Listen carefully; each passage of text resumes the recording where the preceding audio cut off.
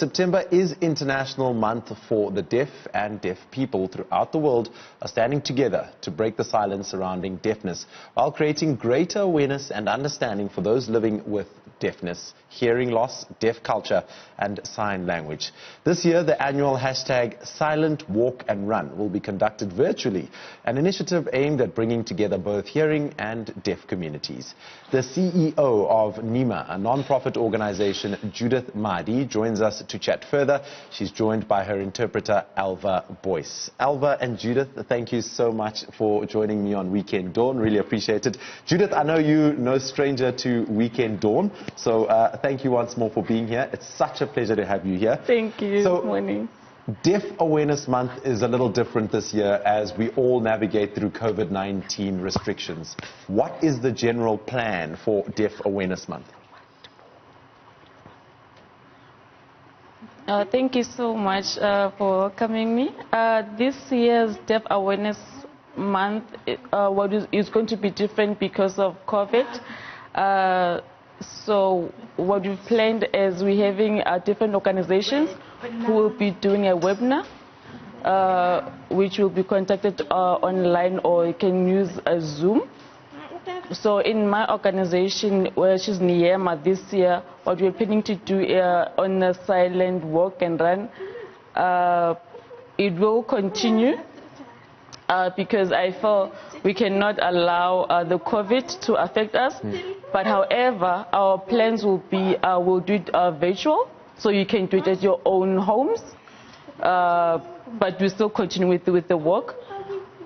The reason why we're doing that, the silent work, is to promote hearing people and the deaf community to be as one, to join us together.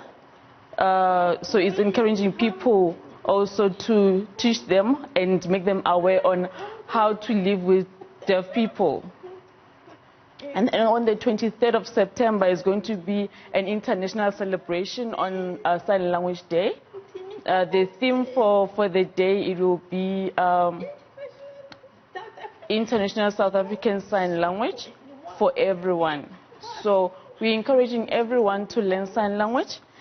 And the silent walk is part of encouragement for the hearing people. Wherever you are at your own homes, you can also join us on the walk and show us as deaf community that you care and you support. So now it is very important for us to do this run, and if you want to join us, you can join us through any time. We're having our own website where you can visit. It's Anytime website is the name of the website, anytime.com. So it has been registered. If you feel you want to join in, the joining fee can be 50 Rand or any amount that you feel you can contribute. And then NEEMA is also promoting families of deaf children. So it's also part of our promotion and the services that we're offering to the families, because most parents cannot communicate with their deaf kids. So NEEMA is there to promote, to build a communication between both parents and the deaf child. All right. So this year's theme, it will be reaffirming deaf people human rights. So what we're saying is we're reaffirming sign language to be official language in South Africa, because it is time now it should be recognized, because we just recently launched the charter. So we as a deaf community believe that in time our language will be official language very soon. And that's where my next question was actually going. How far are we with having sign language as the 12th official language of South Africa? We're hoping, because we've already launched from Pencil, just recently launched the charter. So it shows it's a promise that sign language will soon be official. Because we also have our parliament, we're still busy with the constitution reviews. So once that is done, we're hoping that soon it will be official. Because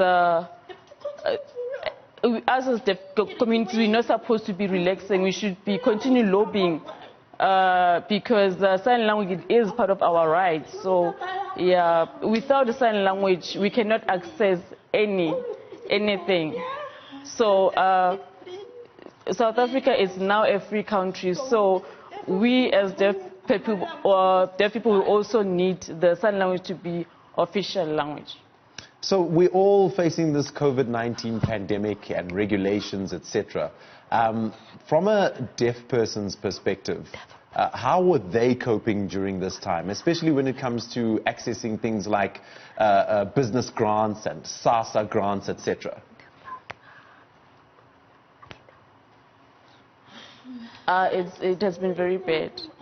I think I can say the majority of us people, actually it's worse than any other person who doesn't have any disability.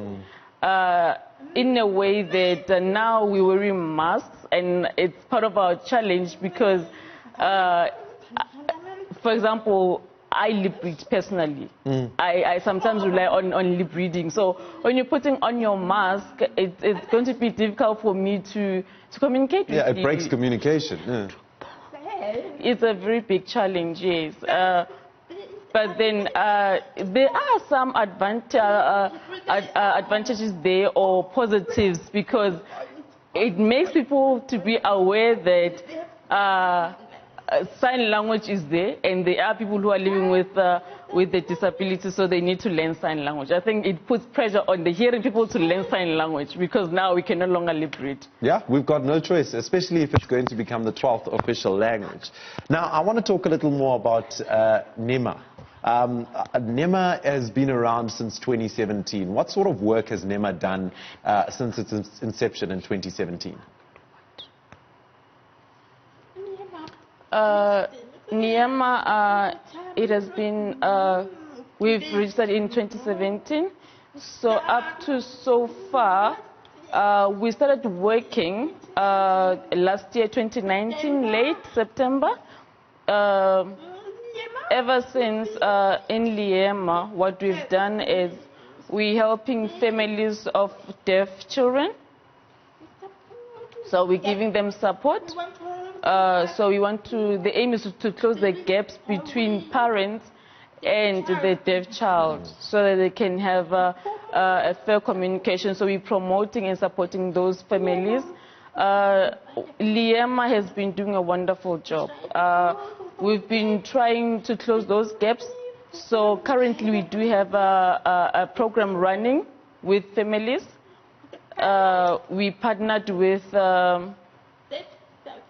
Safety South Africa, so it is part of our program. So we're working together on that. It has been funded by national development agencies.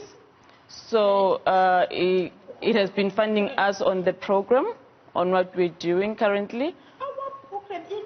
So our program includes GPV. So yeah, it's a support group for families. And then we also have justice accessibilities, like in courts. So we have quite a programs. So we believe that in our programs we do grow, though. I know we're still new, but yeah, I see growth. Definitely. So I want to talk more about the silent walk run, and especially because you said there are advantages and disadvantages to the COVID-19 regulations. Because it's virtual now, does this mean it's going to have a further reach in terms of support, as in it can go international, it can go to the likes of the Eastern Cape, the Western Cape, Limpopo? Surely this is a good thing in a way? Yes, true. It is. we're expecting that, actually. That's part of our expectation too. We're expecting more people to join in, because now we also do have partners in KZN, Free State, Eastern Cape. So we've already received more. So we're hoping we can have more. So even the international, where we still have opportunity for exposure, for that exposure, so they can also join in. So yeah, it's the beginning of the new things, actually. Yeah. So yeah. The new normal. And then my final question. Yeah, I can say that. You spoke earlier about the National Youth Development Agency, and you spoke about getting support from other agencies. From the Social Development Ministry, has the support been there all the time, or do you guys always have to reach out for additional support, especially on an important month like this?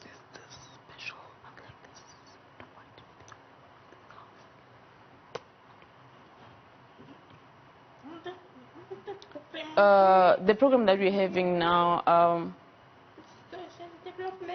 social development, it has been very supportive, yes. But they are trying, though. We're still trying to build a partnership. But yes, what I can say is that our government does support all the deaf community. So they do provide accessibility in terms of interpretation. So yeah, they do really.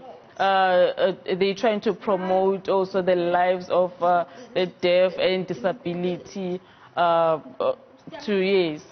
that's what I can say. Yeah. And what's our duty to provide and help deaf people from our side, especially to make things more inclusive and fight towards that goal of having sign language as the 12th official language?